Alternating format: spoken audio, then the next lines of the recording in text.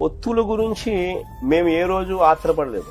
నేను గట్టిగా నమ్మేది ఏంటి అని అంటే, మన కష్టం మీద నమ్మాలి, ఎవరి మీద ఆధారపడి పడకూడదు అనేది నేను ఎప్పుడు గట్టిగా నమ్ము. మనిషిగా నేను అదే పాలసీని పాటిస్తాను. ఇప్పుడు ఏ విషయంలోనూ ఒకరి మీద నేను ఆధారపడి, నా బలం మీదనే నేను ఆధారపడి ఇప్పుడు కూడా నేను గట్టిగా నమ్మేది ఏంటి అని అంటే, ఓట్లు వేసేవాళ్ళు ప్రజలు, ఆశీర్వదించాల్సింది దేవుడు.